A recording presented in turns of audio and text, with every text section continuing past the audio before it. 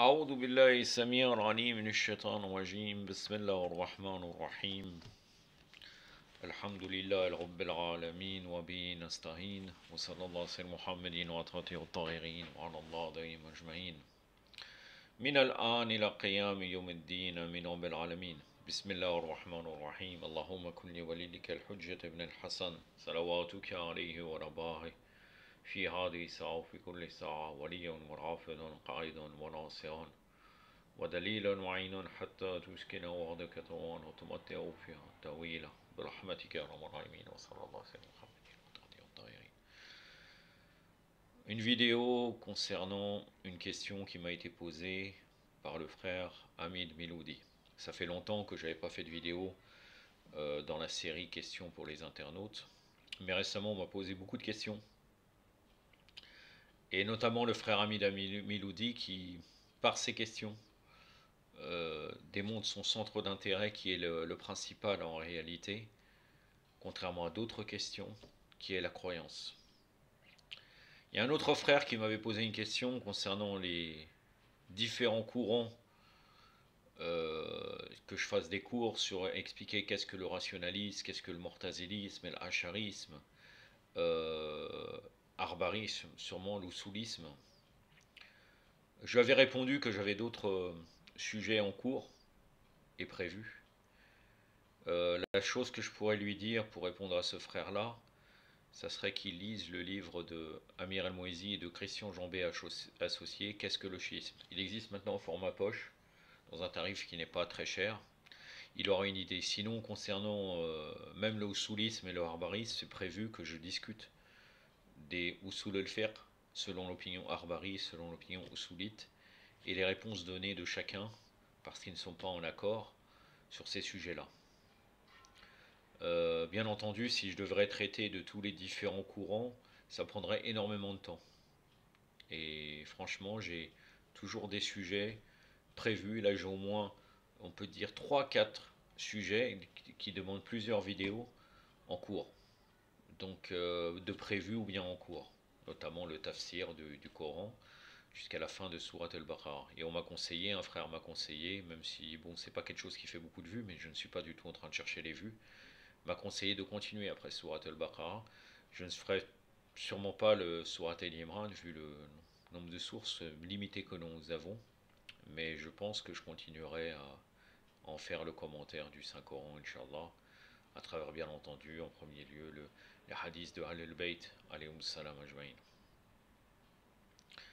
Avant même de commencer la question qui m'a été posée concernant le mortazilisme de Hamid Miloudi, j'ai quelques points à vous dire concernant les questions, les différentes questions qu'on me pose, ou bien les commentaires YouTube. Très sincèrement, je ne désactive pas les commentaires, malgré que sur certaines vidéos, je pense que ce serait peut-être utile, mais je laisse. Comme ça, les gens même, ils vont lire et ils vont voir les contre-vérités que racontent les Bakri. Je vais toujours dire depuis le début, mais ça ils ne veulent pas comprendre, que même quand je traite du bakrisme, ce ne m'est pas adressé à eux. Ce n'est pas adressé à eux, ce n'est pas un but d'argumenter avec eux et de débattre avec eux.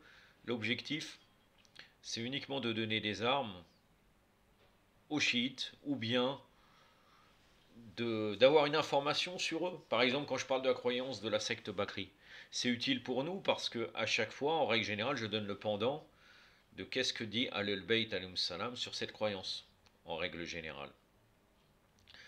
Donc ça reste utile pour nous, bien entendu, de connaître nos opposants, qu'est-ce qu'ils racontent dans leurs livres. Mais la plupart du temps, quand vous voyez les commentaires qu'on me fait, qu'est-ce qu'ils disent? Un tiers, on pourrait dire, c'est des insultes. Un tiers vont dire non, mais toi tu comprends pas ce que tu dis, ou tu n'as pas la langue arabe. Ça, on le connaît, cette rhétorique-là. C'est complètement bidon et fallacieux. Car en réalité, les références que je donne, ils sont retrouvables. C'est généralement des références en arabe qu'on peut retrouver. Ou bien on me dit non, tu n'as pas compris et tu es un ennemi d'Allah, etc. Comme par exemple, je vous donne un exemple. Aujourd'hui, on m'a répondu sur la vidéo l'allaitement de Haldut ou le sordide de la secte Bakri. Quelqu'un m'a dit non, mais toi, tu n'as jamais lu la Sunna. Et le plus grave, c'est qu'il m'a ramené des hadiths de Bukhari et Muslim qui confirment ce que j'ai dit. Quand j'ai pris la vidéo sur l'allaitement de l'adulte, je l'avais pris venant de Sayyid Saber, Fiqh al-Sunnah, c'est leur source. C'est lui qui traite de ce sujet-là. Et l'avis juridique sur ce sujet est connu, selon eux. Alors que pour nous, ça ne nous concerne pas en vérité. On montre vraiment le sordide de la secte Bakri et la problématique, mais pour nous, euh, une femme qui donne son sein, et c'est légal, à son mari, par exemple, bon, son mari, c'est pas un étranger, contrairement à ce qu'ils font eux, Naoudou Billah, et en aucun cas le sein, de fait de donner le sein, inclut qu'on devient maram. C'est-à-dire, c'est pas on donne le sein à quelqu'un, pour une femme adulte, à un adulte, quelqu'un qui a dépassé l'allaitement de tête, je n'ai pas le verset coranique, mais il y a un verset coranique, vous pouvez retrouver dans le lexique du coranique, qui parle, il me semble que c'est 2 ans. 2 ans d'allaitement. À partir de 2 ans, plus de 2 ans, un autre enfant qui serait plus grand avec une femme qui par exemple, elle aurait un petit enfant et elle donnerait le sein à un enfant plus grand de 5 ans, 6 ans, ça ne fait aucune conséquence. C'est-à-dire qu'un enfant de mineur, étranger, il ne va pas devenir maram. Ça veut dire qu'après que quand il grandit, s'il veut épouser par exemple l'enfant qui était petit, la fille par exemple, ça ne pose aucun problème. C'est-à-dire l'allaitement concerne jusqu'à l'âge de 2 ans. Après, ça n'implique rien. Et ils viennent confirmer. Ils confirment à travers ce sujet-là, ils confirment en fait ce que je dis. Ce que je dis. Et je vois pas comment ils peuvent s'en sortir en réalité. C'est dans le Bukhari Muslim. Soit ils acceptent le Bukhari Muslim, soit ils font comme certains du Minhaj Salafi, ou bien Mati Mahamar, qui va rejeter le hadith parce que quoi qu'il vienne de Bukhari ou Muslim et tout, il est rejeté parce qu'il est contre leur croyance. Par exemple, toute chose qui nuirait, qui parle de Aïcha, la rahmatullah alayha, ils vont le rejeter. Je vais vous donner un autre type d'exemple d'ineptie totale, et après je vais passer aux chiites, qui me posent des questions. Je vais vous donner un autre exemple d'ineptie totale. La vidéo que j'ai fait, réponse à Yassine Salaf concernant le regroupement des prières. Dès le début, hein, j'ai marqué en dessous comme quoi je m'adressais à un frère chiite. J'ai mis la vidéo de Yassine Salaf pour voir ce qu'il racontait. Maintenant qui s'appelle professeur, professeur Yassine. Hein. Il a changé. C'est comme Rachid El-Jay qui était Rachid Abou Leifa, qui est devenu Rachid El-Jay. Puisque récemment, certaines personnes m'ont dit dans les commentaires, puisque les gens ont beaucoup réagi à cette vidéo réponse aussi à Yassine Salaf, j'ai fait beaucoup de vues, ils m'ont dit il n'est pas salaf. Il se revendique salaf. Il faut arrêter de dire peut-être qu'il n'est pas salaf, mais toutes leurs références, tous ses amis à lui, parce que je sais de qui il parle, par exemple Shir Sami, ou bien l'autre, là, Yassine, qui est à Gennevilliers, qui est officier à Gennevilliers, qui a eu des problèmes.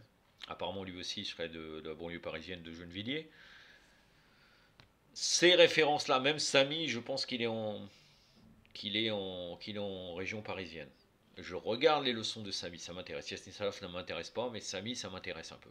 Il a traité certains sujets qui m'intéressent, de voir la manière d'exposer, ou bien même comment ils ont exposé. Certains sujets m'intéressent de ce qu'ils traitent, ou bien voir un peu, voilà, leurs références et leurs cours principaux, c'est quoi? C'est les œuvres de Mohamed Abdel Wahhab, pas lui. Il ne va pas parler de Mohamed Abdel. Si, les annulatifs de l'islam d'Ibn Taymiyyah, toutes leurs références, c'est des références qu'on appellera du minhaj salafi, que je ne vais pas dire salafiste, parce que quand je dis salafiste, on me dit, toi, tu emploies les termes des ennemis de l'islam. Mais moi, j'ai rien à vous devoir, moi. En réalité, c'est autorisé de vous insulter. Et d'ailleurs, Yassine Salaf il a très bien dit. Il a dit, toi, avec vous, on vous met un coup de... Je ne sais plus ce qu'il a dit. Je lui dis oui, je lui dis de toute façon, c'est tout à fait légitime. Il considère que je suis un égaré total. Et pour lui, c'est légal tout ce qu'on peut faire. Comme de la même manière que nous, les paroles qu'on peut dire et dire contre eux est légal. Mais je ne vais pas m'abaisser à ce type de niveau-là. Donc je vais employer une chose qui ne les choque pas, j'appellera Minhaj Salafi. Et donc Yassine Salaf, en revenant sur les vidéos de Yassine Salaf, le regroupement des prières, Mis à part lui qui m'a dit oui, tu n'as pas le droit, tu dois retirer les droits d'auteur, etc. Alors qu'en vérité, cette vidéo n'était pas sur YouTube. Tous les autres, qu'est-ce qu'ils ont dit? Ils ont dit non, tu racontes n'importe quoi, c'est Yassine Salaf qui a raison. Donc une autre partie de chiites qui répondent comme quoi tu as raison. Tout ce que j'ai dit, tout ce que j'ai dit, Yassine Salaf prend un texte. Il dit comme quoi dans cette note-là, regardez, il y a un problème. Il y a d'autres versions qui disent autre chose du fiqh sunnah. Sur un riwaya, sur un hadith qui parle de regroupement. Dans fiqh sunnah, chose qu'il a oublié de dire, il y a 6 pages qui sont en faveur du regroupement de salat. Pas dans tout. Ça ne veut pas dire de faire salat tout le temps comme ça, puisque chez eux, ça reste exceptionnel, mais ça reste autorisé. C'est ça l'essentiel pour nous. Mais tu as oublié de dire qu'il y a 6 pages. Parce que tu dois employer cette chose-là pour te donner ton argument en disant vous n'avez pas étudié, vous ne connaissez pas, il faut avoir étudié avant de comprendre, parce que c'est ce qu'il dit dans son intervention. Alors qu'en réalité, il prend qu'une partie. Et sa référence de Sabert, je sais très bien que vis-à-vis des salafis, ce n'est pas une référence. C'était quelqu'un de El-Hazar, il justifiait même certaines positions, il disait les chiites ont raison. Hein, comme notamment la même version, même ce que disait Ibn Taymiyyah, sur le divorce en un seul endroit, en un seul majlis, de dire 3 fois je te divorce et qu'elle devient illicite, jusqu'à qu'elle se remarie. Et il dit que l'avis chiite a raison. Il cite des fois les avis chiites. C'est quelqu'un que les salafis ne prennent pas en compte. Donc là, on voit très bien que les questions des gens, 11 minutes, mais de toute façon, vraiment, c'est une vidéo qui va être assez longue. Même le sujet qui m'a été posé, je vais répondre longuement. À la Koulihal, j'avais prévu de vous parler comme ça. Il y a d'autres gens qui sont des trolls en réalité. Ils sont des trolls pour quelle raison? Ils prennent des titres chiites. Dans le premier temps, ils posent des questions en mélangeant tout, bakrisme, chiisme, etc., hadith sahih, machin, etc. Et après, peu de temps après, dans une autre vidéo, avec le même pseudo, ils ont une rhétorique où ils défendent le bakrisme.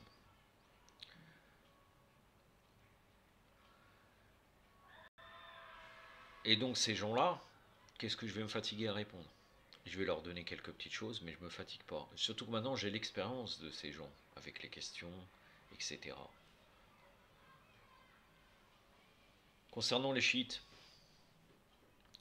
Seged Moussaoui avait dit à fort juste titre, malgré qu'en réalité il fait l'inverse, dans une de ses vidéos, peut-être pas parmi les premières vidéos, vous allez le retrouver, il me semble que c'était dans un direct ou quelque chose comme ça. Il avait dit, faut pas, quand vous posez des questions, vous devez voir et devez faire des recherches vous-même.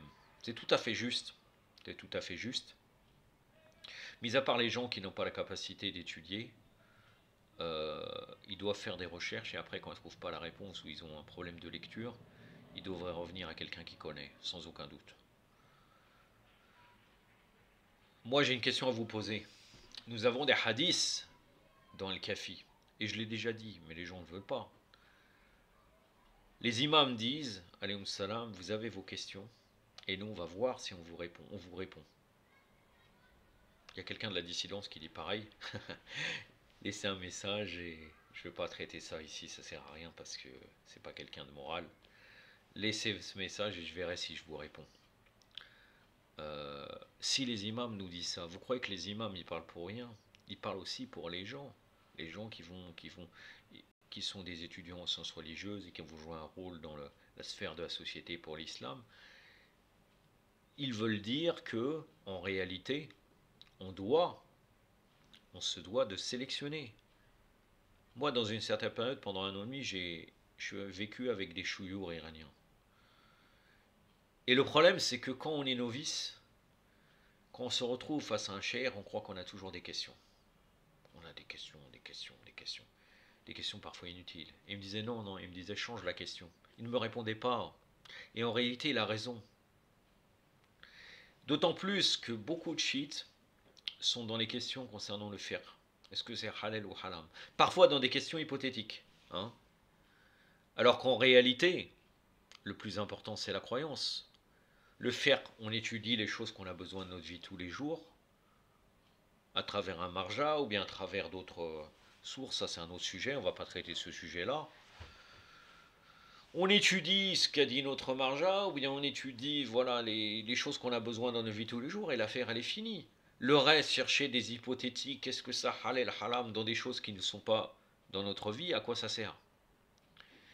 Et d'autant plus que, comme a dit Cheikh Mohamed Sanad, et je l'avais dit dans le commentaire de Dora Notba, le fiqh, comme on parle actuellement, c'est le fiqh el-asghar, le plus petit fiqh. Fiqh el-wasat, c'est l'akhlaq. Et le grand fiqh, c'est la croyance. Et c'est la croyance qui nous sauve, mes frères et mes sœurs. On se doit connaître les principes de la religion, on se doit connaître ce qu'il y a dans notre vie, sur savoir comment faire l'odo, etc., etc. Ça, c'est une évidence, puisqu'on a la capacité d'apprendre. Sinon, on va être jugé comme muqassir, comme quelqu'un qui est négligent, alors qu'il aurait pu apprendre. Et ça, c'est un grand problème, Yom al-Qiyamah, et le jour des comptes. Car on aurait pu apprendre, on n'a pas fait, alors qu'on fait des choses erronées dans sa religion. C'est comme si on ne sait pas faire Rosol, par exemple, alors qu'on avait la capacité d'apprendre. On ne parle pas de la personne qui n'a pas de possibilité, ça c'est autre chose. Bien entendu, Allah Azza wa Jal, il est miséricordieux vis-à-vis de ces gens-là. Donc voilà. Et puis parfois on me pose des questions concernant des choses qui en vérité, si je réponds, quand on me dit hadith sahih, pas sahih, si je réponds, je vais prendre énormément de temps. Est-ce que les gens vont comprendre aussi? Si je leur dis que le plus important c'est le texte, et que dans Ahlul Bayt ça demande un nom d'exposé, on ne devrait pas rejeter un hadith. Et que même si on discuterait sur telle ou telle de transmetteurs, on va trouver des divergences. Parfois il n'y a pas de divergence. Mais en premier lieu, c'est le texte qu'on doit regarder. Je ne suis pas contre le Ilm Rijal dans un certain point. C'est-à-dire qu'en fait, euh, j'ai pas de problème pour affaiblir éventuellement avec une chaîne de transmetteurs si le hadith clairement, il pose problème clairement vis-à-vis de la croyance. Mais en premier lieu, on doit regarder le texte. Et nous, on parle de hadith sahih et pas sahih, etc. Et sahih selon quoi? Parce que sahih dans le fiqh, on va dire sahih pour le fiqh, est-ce que pour les autres choses, les choses recommandées ou makruh, ça s'applique? Ça ne s'applique pas. Et là, je vais être obligé d'expliquer Tasammur fi adilat sunan. Comment je vais répondre à ces questions? Dans des questions qui sont posées dans YouTube. C'est-à-dire que je suis censé écrire. Et puis si je fais des vidéos pour répondre, parce qu'on l'a vu, les mêmes gens qui parlent comme quoi, voilà, il faut poser des bonnes questions, etc., ils répondent à toutes les questions. Et de quelle manière ils répondent à toutes les questions? Parfois en faisant des raccourcis, parfois en ayant une réponse peut-être à peu près juste, mais malgré ça, elle est traitée comme si c'est rien du tout. Alors que des fois c'est très important. On la traite, on passe vite, hop, ça y est, c'est terminé. Moi, je continuerai, votre serviteur. L'autre fois, on m'a dit, quelqu'un m'a posé tout un tas de questions qui étaient influencées clairement par le bakrisme. Et je vous demande, mes frères et mes sœurs qui sont rentrés dans le schisme, oubliez, mes frères et mes sœurs. Je vous prie d'oublier ce qu'il y a dans le bakrisme. Revenez, repartez au début. Réétudiez tout ce que vous avez appris, vous le jetez. Et vous revenez à étudier vraiment Ahlul Bayt, alayhi salam. Et ça évitera de poser des questions sur des choses. Est-ce que je peux faire comme ça, comme ça, comme ça? Avec un mode de pensée bakrite. Il faut jeter ce mode de pensée. Il faut jeter son cerveau bakrite à la poubelle et essayer de réintégrer des informations de l'identité chiite. C'est ça la réalité en vérité. Je répondrai, le frère Hamid Miloudi, Jazakallah khair. Franchement, à chaque fois qu'il me pose des questions, il me pose des bonnes questions. Et je répondrai, je ferai des vidéos réponses aux questions des internautes comme j'ai toujours fait. La dernière fois que je l'avais fait, c'était pour Faisal Zahra, ça demande au moins 2-3 ans. Il m'avait fait toute une liste et moi je lui avais demandé, ce frère je le connais personnellement, je lui avais demandé de faire une liste. Bon, c'était des questions de faire. Je lui dis, mais toi tu connais pas la... Il m'a dit, si je connais, mais c'est pour les gens. Et c'est vrai, il avait raison. Mais est-ce qu'on doit poser ce type de questions hors sujet, en dessous une vidéo qui traite d'un sujet précis? Par exemple, là, le sujet, c'est le mortazilisme. Les gens qui me posent des questions doivent poser des questions sur le mortazilisme. C'est pas tout ce qui vient dans ma tête, je vais devoir... Déjà, moi, est-ce que je vais devoir répondre? Et il y a un problème en vérité. Il y a un problème chez les musulmans que je me rappelle d'un shir de El Azhar, un shir Bakrit, qui s'appelle Shir Zakaria. Il faisait des conférences avant, on avait des cassettes. Maintenant, c'est vrai que dans les livres islamiques, je n'ai pas vu s'il continuait. Il était un assez bon conférencier. Et je l'avais écouté dans un sujet, j'ai oublié sur quel sujet. Je pense que c'était sur Mohamed Razali, le savant Bakrit qui est décédé en 1992, il me semble. Il parlait de lui. Et à la fin, les gens posaient des questions sur le halal ou haram. Il leur a dit, mais nous, notre problème, c'est ça. On vient pour traiter un sujet et on pose des questions complètement à côté. Et c'est typiquement, même malheureusement, les chiites sont comme ça. Je parle du mortazilisme dans cette vidéo. S'il y a des questions, c'est sur le mortazila. Si quelqu'un veut poser des questions autrement, comme j'ai dit au frère Hamid Meloudi dans un commentaire YouTube, j'ai pas de problème, franchement, alhamdoulilah. Là récemment, il m'a posé une question hier sur l'imam Mahdi, il était en dessous d'une vidéo, je lui ai répondu. Parfois, je peux pas répondre, parfois, je dois faire une vidéo longue, comme je vais faire là. Je suis déjà à 21 minutes, Allahu Akbar. Mais je voulais, vous pourrez dire, mettre les points sur les i sur ces questions-là. Et en fait, on devrait, si on veut me poser des questions, on peut le faire sur Facebook, hein, par le biais de Messenger. Et si je vois que c'est utile de répondre, je répondrai brièvement. Sinon, utile ou bien est-ce que c'est pour moi, ça va pas me prendre beaucoup de temps. La plupart du temps, il y a des livres à lire. Des fois, je donne des références pour lire les livres, pour qu'on revienne. J'avais un autre point à vous dire concernant ce sujet-là. Allahumma salli ala Muhammad wa ali Muhammad wa lajjal farajahum wa adahum. ala kulli hal. On pourrait dire la plume a séché. Ce que je voulais vous dire de plus, je ne l'ai pas revenu. Donc le frère Hamid Meloudi, je te remercie frère. Tu, tu m'apportes beaucoup puisqu'en fin de compte cette question que tu as posée, cette question est-ce que le mortazilisme a été influencé par le chiisme? C'est qu'une question qui m'a permis de faire des recherches sur ce sujet-là que je ne maîtrisais pas trop. La réponse je la donnerai à la fin, mais tu vas la comprendre en vérité. Tout à fait. Tu vas tout à fait la comprendre. Mais il y a aussi une autre question qui devrait être posée en réalité, est-ce que le schisme a été influencé par le mortazilisme? Le schisme de base n'a pas été influencé, même si en réalité il y a eu des savants qui ont eu des professeurs mortazili, notamment Sharif al-Radi, le compilateur de Naj al-Balara. Et le pire c'est que c'est pas des... Al-Mortazila sont des Bakrites. Ces professeurs-là, il les a eus dans la croyance. Ça reste un problème. Ça reste un problème. Mais on ne va pas traiter de ce sujet car je ne le maîtrise pas. Maintenant, il y a un point important avant de commencer ce sujet, c'est que le Mu'tazila est une école de croyance. Ça, c'est très important de savoir cela. Chez les Mukhalifin, quand on parle des 4 écoles, c'est des écoles juridiques. Les écoles de croyance sont par exemple Maturidi, El-Ashariya, donc les Asharites, El-Mortazila, qui n'existent plus en réalité. Ils n'existent plus, sauf peut-être certaines personnes qu'on pourrait qualifier de libres penseurs. Libre penseur, c'est pas comme un frère m'a dit il y a 2 jours. Je ne dis pas que le Mortazila était des libres penseurs, mais maintenant ceux qui se réclament de ça sont généralement des libres penseurs qui font un peu ce qu'ils veulent, ils se réclament. C'est comme par exemple certaines personnes qui au niveau juridique se sont attribuées d'être anafites parce que ça les arrangeait bien. Par exemple quelqu'un comme Roger Garaudy, il n'était pas très regardant, le converti qui luttait contre le sionisme. Il n'était pas très regardant au niveau du charia, donc il croyait que Abu Hanifa était l'école de la raison, puisqu'Abu Hanifa, il rejetait beaucoup de hadiths. C'est très connu. Hein. Tout ce qui n'allait pas dans son sens de sa raison, il est rejeté. C'est vraiment l'école on dit l'école de la raison, de l'opinion. Et c'est courant en vérité chez les Mukhalifin d'une autre manière, notamment c'est chez les Chaférites. Et le Mortazila, donc voilà, donc voilà, c'est des écoles de croyance. Maintenant, si nous regardons dans le chiisme, tout dépend de quoi on va parler au niveau du chiisme. Si par exemple on parle du chiite, de celui qui dit, donc la chiite dans le sens général, non pas du haut décimain, puisque normalement en réalité pour être chiite il faut reconnaître les 12 imams. Là si on parle de quelqu'un qui dit que l'imam Ali alayhi salam est le successeur légitime, on pourrait dire que là, les écoles de croyance dans le schisme pourraient être les Zaïdites, les Ismaéliens, les Boras, donc là, les chiites duodécimains. Hein.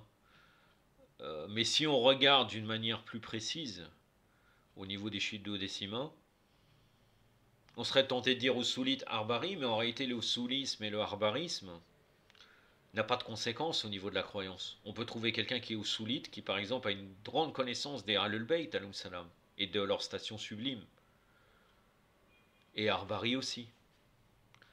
Si nous discutons sur les... Puisqu'en fait, le Usulisme et le Arbarisme va se distinguer surtout sur Ilm al-Hadith et sur le Usul al-Fiqh.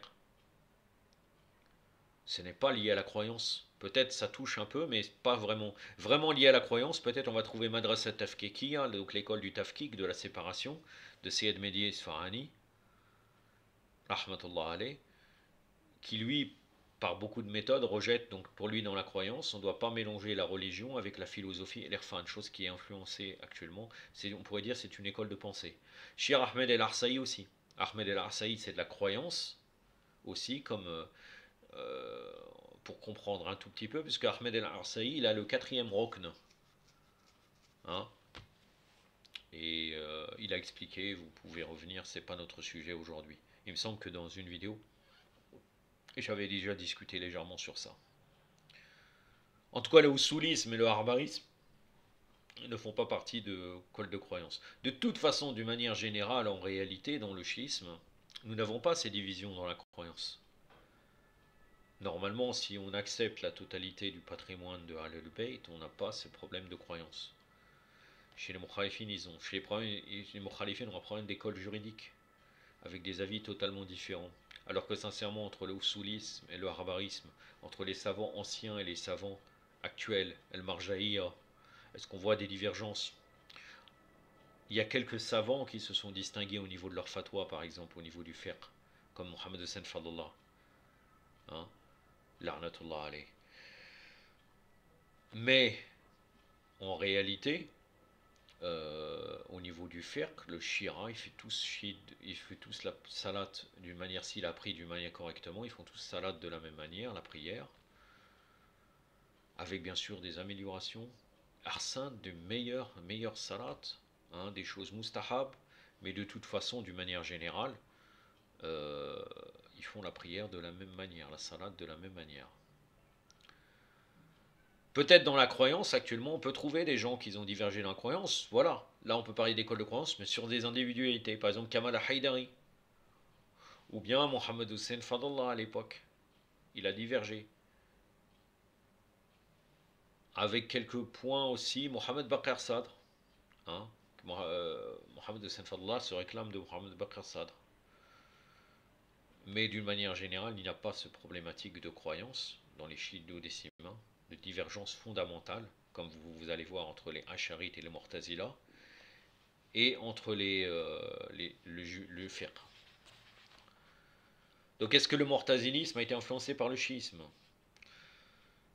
On va se baser sur plusieurs choses. Premièrement, l'historique. L'historique avec quelques parenthèses basées sur les hadiths de Shir al-Kulayni dans Al-Kafi. La doctrine.